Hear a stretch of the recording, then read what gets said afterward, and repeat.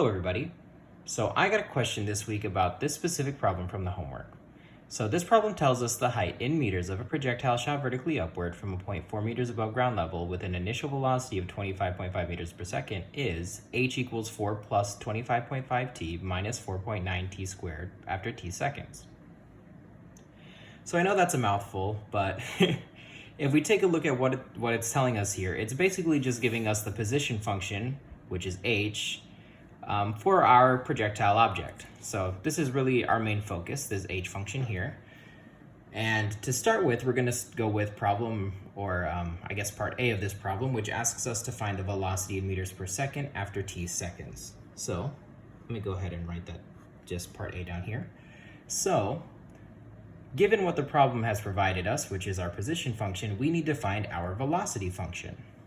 So something that's important to remember about the relationship between position and velocity is that the velocity function is simply the derivative of the position function. So to write that down in a more mathematical way, I guess, we would say that v of t equals h prime of t, with our h function just being this right up here. So if we want to find our velocity function, all we have to do is take the derivative of our h function. So to start, I'm going to rewrite our original h function just so we have it right down here so we can see it. So h of t equals 4 plus 25.5 t minus 4.9 t squared. So now we know we want to find our h prime of t. So to start, we're just going to go piece by piece. So we're going to want to find the derivative of 4, which is the derivative of a constant is just 0. So now we want to find the derivative of 25.5t. So since this is multiplied by our variable, but our variable isn't raised to any exponents, we know that the variable just goes away. So we're just left with 25.5. Now finally here, we have 4.9t squared. So to take the derivative of that, what we do is we take this 2, we bring it out front, and we subtract 1 from the exponent. So what we wind up with is 2 times 4.9 t. Let me erase all this extra stuff so we don't get confused. Now from here, we can just go ahead and rewrite our problem. So h prime of t, remember this equals v of t, so our velocity function. And now we're just going to rewrite what we wrote up here in a nicer looking way. So 25.5 minus 2 times 4.9, which is just 9.8. 9.8 times t. And just like that, we have our velocity function. And box it up nice and pretty.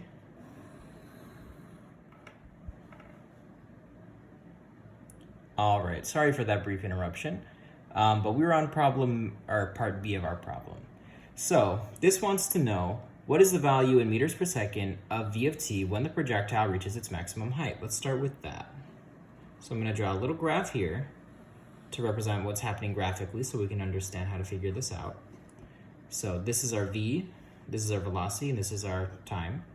So what do we know about the motion of our projectile? We know it's moving straight up and down. So how does its velocity change over the course of time? So we know that as soon as we launch it from our cannon, let's imagine, that it's moving really fast. So its velocity starts really high. So as it goes up and up and up and up, it slows down. It gets slower and slower and slower. And eventually it gets so slow that it stops. Essentially, it has 0 velocity at its peak. And then it turns around and it speeds up. It speeds up, it speeds up, it speeds up, and then it hits the ground. So this is essentially what we're looking at. The velocity starts high, it slows down, it gets slower and slower and slower until it hits 0, and then the object turns around and it starts to fall back down to the earth again.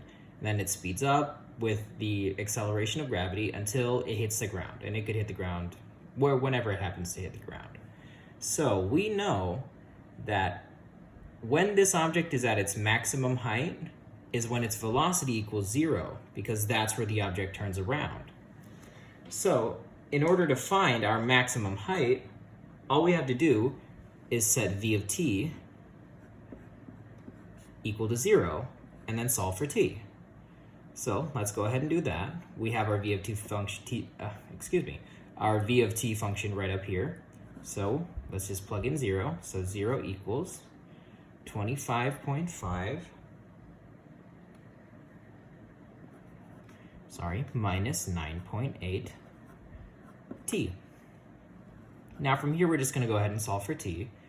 So what we have is negative 9.8 t equals negative 25.5.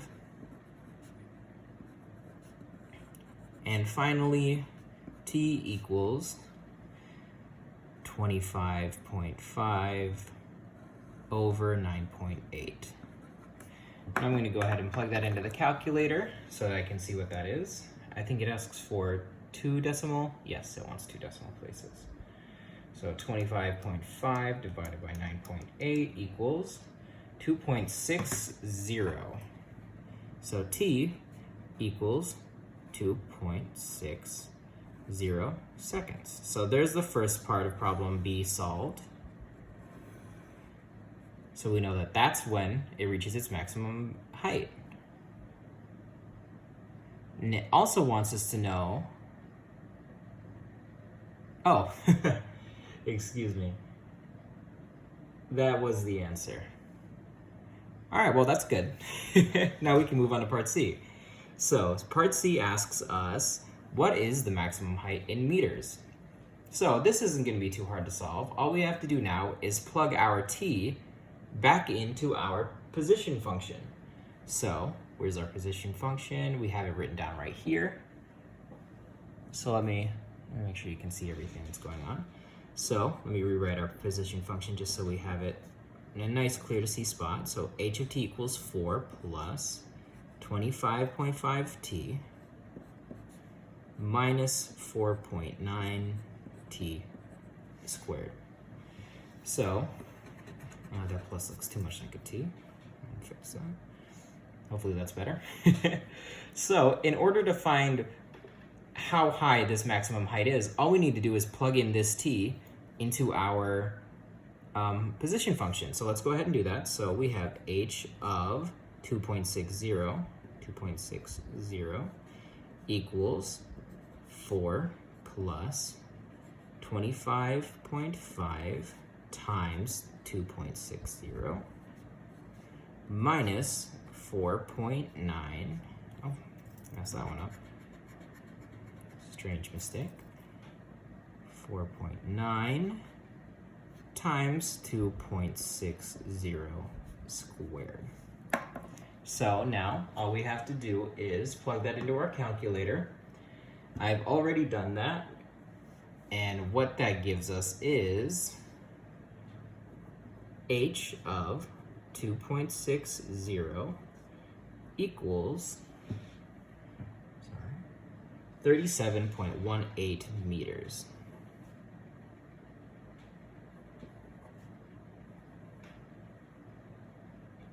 So just like that, we know what the maximum height of this projectile is. Now, before I get carried away, let me get an extra piece of paper here so that we can move on to part D. All right, so part D asks us, when in seconds does our object hit the ground? So to find this, what we need to do is we need to set our h in our h function equal to 0. So let me rewrite our h function again.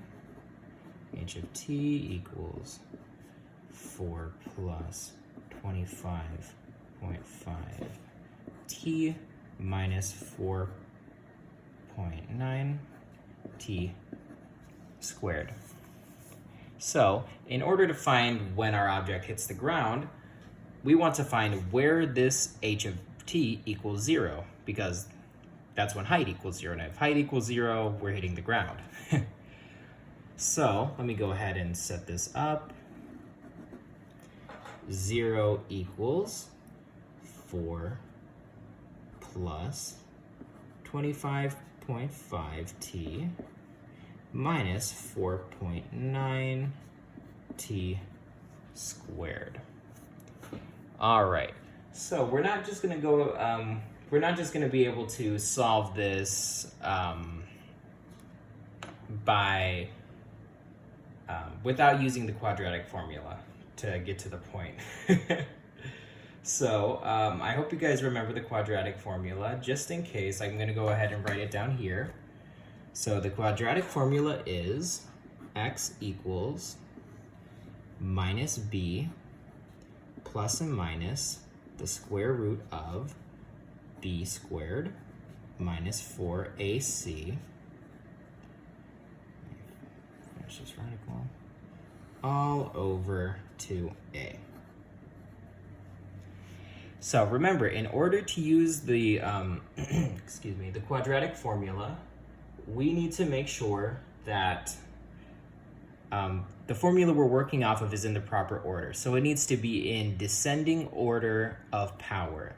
So in this case, we have t to the power of 2, t to the power of 1, t to the power of 0. So we need to rewrite this as 4.9t squared, or negative 4.9t squared, plus 25.5t plus 4. So this is in descending order of powers, and this is our A, this is our B, and this is our C. So now let's go ahead and plug that in.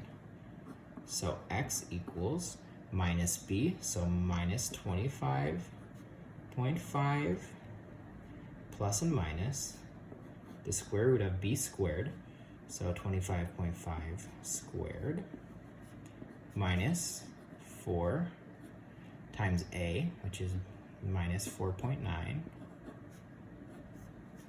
times c, and our c is 4. Put that all under the radical, don't forget. And this is all over 2a. So 2 times negative 4.9. All right, there we go. So the thing about the quadratic formula is it's going to give us two answers. But what you need to keep in mind is that we're only looking for the answer where t is greater than 0. Because when t is less than 0, that's before we even launched our projectile, so it's not really a valid response to the answer, or it's not a valid answer. So we're only looking for the positive value. So this actually, for our sake, this wouldn't be x, this would be t. So we're only looking for the positive value for t. So I'm gonna go ahead and solve this for plus. So let's do that right here. So negative 25.5 plus the square root of 25.5 squared minus 4 times negative 4.9 times 4. So there's all of that divided by 2 times negative 4.9. And that gives us negative 0.15 whatever. But we know that's not right because we know it has to be positive. So let's redo that. I'm just going to go right back through here and change this plus to a minus. All right. I'm going to do the next step where I divide it by 2a, which is 2 times negative 4.9. And that gives us 5.36. All right. So we know that our t, the time when our object hits the ground again, is going to be 5.36. 5.36 seconds. Don't forget your units. There we go. All right. Now finally, we have just one last part of our problem to answer, which is part E. And part E asks, with what velocity in meters per second does it hit the ground? So this is a nice, fairly simple question. So all we need to do is plug this t into our velocity function. So in case you forgot, our velocity function turned out to be v of t equals 25.5 minus 9.8 t. So to find our answer, all we have to do is plug 5.36 in for t. So v of 5.36 equals 25.5 minus 9.8 times 5.36. All right, so let's go ahead and plug that into our calculator. 25.5 minus 9.8 times 5.36, just like that. And that leaves us with negative, oh wait, did I do that right? Yep, negative 27.028 meters per second. Negative 27.0 wants us to round it to 2 decimals, so let's say 0.3 meters per second. And that's our answer. So just like that, we've solved all of this problem. I hope this was helpful. Please let me know if you guys have any additional questions, and thank you for watching.